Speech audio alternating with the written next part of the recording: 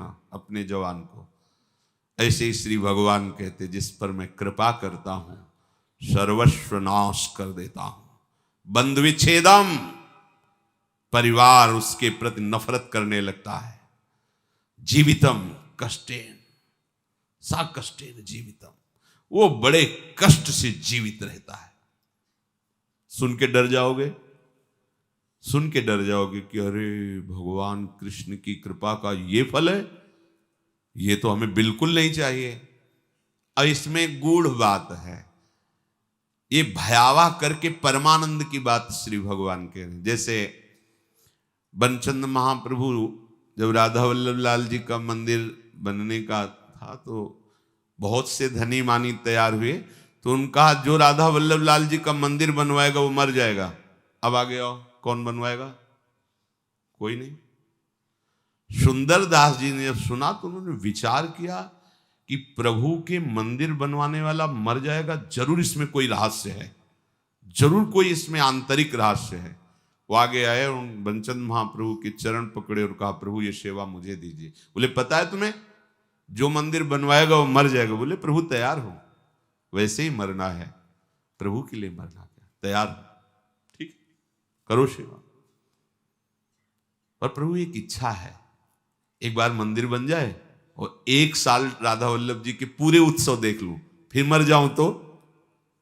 मुस्कुरा दिए, बोले ठीक है, ऐसा ठीक है। मंदिर बना, 1 साल उत्सव हुई और श्री जी के सामने बनी वृषभानु नंदनी आज, भूषण वसन विविध पहिरेतन, पिय मोहनित साज। ये समाज में पद हो रहा है और आप निकुंज पधार रहे। शब्द क्या था? मर जाओगे। आंतरिक फल क्या था? जो मंदिर बनवाएगा सीधे निकुंज जाएगा, तो लाखों के नंबर लग जाते। बात वही है, लाखों तैयार हो जाते, केवल मंदिर बनवाने से निकुंज की प्राप्ति। प्रभु मेरा धन, मेरा धन, लेकिन मर जाओगे, पीछे हट गए। समझ रहे हो ना? महान वस्तु को भयावह में छुपाया गया है। भगवान कह रहे, जो मेरा अनन्य भक्त होता है और मैं जिस पर कृपा करता हूं उसका सर्वनाश कर देता हूं। सुन के ही भय लगता है। दूसरी, बंधु विच्छेदम, परिवार का कोई प्यार नहीं कर सकता उसे, ये मैं रचना रचूंगा। सा कष्टेन जीवितम, कष्ट पूर्वक जीवन जिएगा, मरेगा भी नहीं, कष्ट पूर्वक जिएगा। अब लगता है कि प्रभु ऐसी कृपा आप मत करो, ऐसी कृपा। अब इसका आंतरिक भाव, जितने अमंगल, जितनी कामनाएं जो हमें आज तक संसार में दंड देती रही, अहम तो हम सर्वपापेभ्यो, सर्वनाश कर देता हूं। किसका? अहम तो हम सर्वपापेभ्यो मोक्षयिष्यामि मां शुचा, सर्वनाश कर देता हूं उनका जो मेरे शरणागत को स्वप्न में भी दुख देने की बात सोचे, चाहे वो कर्म हो या कोई भी हो। अगर ऐसे तो हृदय उत्साहित होता है ना, जब कह रहे हैं उसका सर्वनाश कर देता हूं तो घबरा जाते ना कि ऐसा। बंधु विच्छेदम, क्या? भाई, माता, पिता, परिवार, उसका मैं बन जाता हूं, मैं उसका भाई बन जाता हूं, मैं उसका दोस्त बन जाता हूं, मैं उसकी मां बन जाता, सारे संबंधों का पोषण मैं करता हूं स्वयं।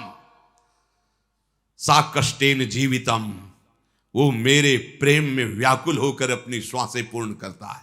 ऐसा नहीं कि असाध्य रोग हो गया तो कष्ट से जीवित, नहीं। ये हम अंतर की बात जो प्रभु ने समझाया वो तुम्हें बता रहे हैं। नहीं, वो तो बिल्कुल ऐसे बोल दिए जिससे सब भयभीत हो जाए। बहुत कीमती वस्तु को भयावह जगह रखी जाती है। देवलोक में अमृत रखा हुआ है, वहां 2 सर्प ऐसे हैं, अपलक दृष्टि से रहते हैं। उनकी दृष्टि में जो आएगा तत्काल भस्म हो जाएगा, चाहे देवता हो या कोई हो, उनकी दृष्टि नहीं पड़नी चाहिए, क्योंकि अमृत है। कोई भी कीमती वस्तु बहुत सुरक्षित रखी जाती है, तो भगवत प्राप्ति बहुत सुरक्षित रखी गई है। हमारा घर धाम है, नित्य धाम।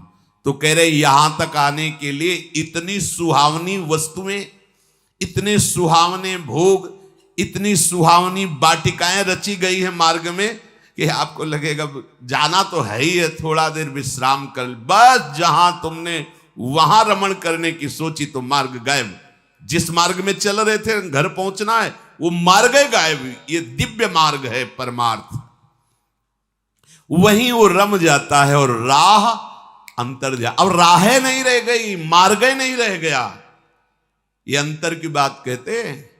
ये वो मार्ग नहीं कि थोड़ी देर आराम कर लेंगे, भोग भोग लेंगे, फिर चल लेंगे। भोग में गए तो मार्ग ही गायब, मार्ग ही अंतर्ध्यान हो जाए। कहां चल रहे थे, कैसे चल रहे थे, बुद्धि काम नहीं, मार्ग ही गायब। मोक्ष मूलम गुरु कृपा, वो गुरु कृपा से मार्ग प्रकाशित होता है, प्रकट होता है। इसलिए संसार के कल्याण के लिए जो अनुभवी संत महापुरुष जन हैं, वो चीख चीख के कह रहे हैं कि घर लौटो घर। ये संसार दुखालय तुम्हारा घर नहीं है, पर राह में अटको मत और भटको मत। ये राह में ऐसे पथिक अटक जाते हैं और भटक जाते हैं जो थोड़ा मन चले होते हैं। थोड़ा मन चले अर्थात मन के अनुसार कर। इस मार्ग में मन चलों का खेल नहीं है। इस मार्ग में मन को निग्रह करना है, मन को हटा करके अपने प्रभु तक पहुंचना है। कब तक इस मन को दुलार करते रहेंगे, थक गए। कभी विचार करके तो कितना गंदा है मन यार, कहां फंसाता है, कहां लगाए हुए हैं। सोचो कहां लगाए हुए, कितनी भुलावे की खेल।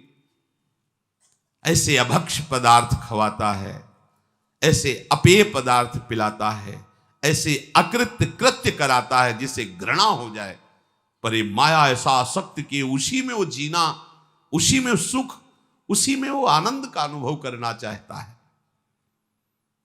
अनित्यम सुखम लोकमिमं प्राप्य भजस्व माम।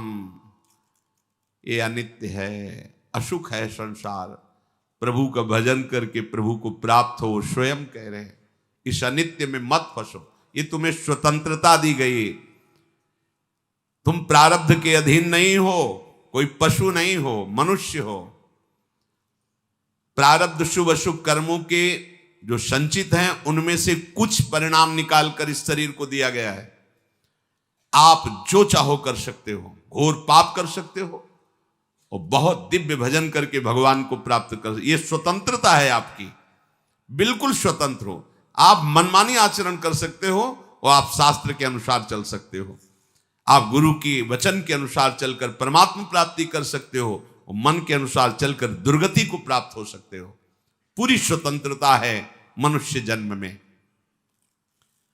पर ध्यान रखो, ये शरीर क्षण भंगुर है, कभी भी नष्ट हो सकता है।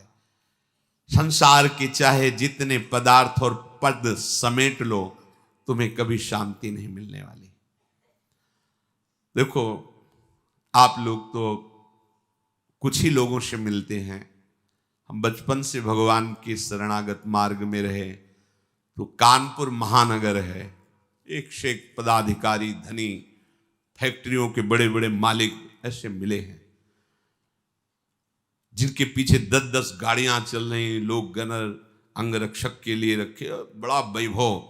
और जब एकांत में मिले हैं, उन्होंने अपनी बात कही है, तो एक साधारण पुरुष से भी ज्यादा वो अशांत है। एक किसान आराम से मेहनत करके 4 रोटी खा के सो जाता है, उनको नींद भी नहीं आती। ऐसे परिवार में कलह है, वैभव इतना है, ऐसे परिवार के आचरण को देख देख के जल रहा है, अशांत हो रहा है। क्यों? फिर सिद्धांत गलत हो जाएगा। भगवान से विमुख को स्वप्न में भी शांति नहीं मिल सकती। आप लोग तो अब आपके सामने जब उतरेंगे तो आपको तो लगेगा ही कि 10 गाड़ी पीछे चल रही। इनके एक मैदा फैक्ट्री के मालिक आते थे, इनके 10 मैदा फैक्ट्री थी, मतलब कैसी उनका वैभव। पर जब एकांत में बात करते तब हृदय यही कहता, ओहो, भगवान से विमुख होने के कारण देखो सब कुछ है लेकिन कुछ नहीं है। जिसे शांति कहते हैं, जिसे सुख कहते हैं, जिसे विश्राम कहते हैं, वो नहीं। भगवत भक्त जो भजन परायण है, चरित्र में देखा गया उनके पास सही वस्त्र भी नहीं, भोजन भी नहीं, और परमानंद में डूबे, परवाह आनंद मगन, शांति। उनके हृदय में शांति क्या, उनके समीप पहुंच जाओ तो तुम शांत हो जाओगे। उनके दर्शन कर लो तो हृदय विश्राम मानने लगेगा। इसलिए तुम्हें यदि परमार्थ का, अध्यात्म का मार्ग मिल गया तो तुम बड़े भाग्यशाली हो। अब तुम्हें सावधानी ये रखनी कि मार्ग छूटने न पावे। अध्यात्म मार्ग बहुत बड़ी कृपा से मिलता है। ये हम लोग अज्ञानी हैं, पाए रतन चीन्ह्यो नहीं, दीन्ह्यो करते डाल। ये माया श्री कृष्ण की मोहे सब संसार। दुख के समुद्र से निकलने का अवसर मिल गया है, सावधान हो जाओ। तुम्हें तृप्ति और बोध इसी अध्यात्म मार्ग में मिलेगा, केवल अध्यात्म मार्ग में मिलेगा, लोक में नहीं।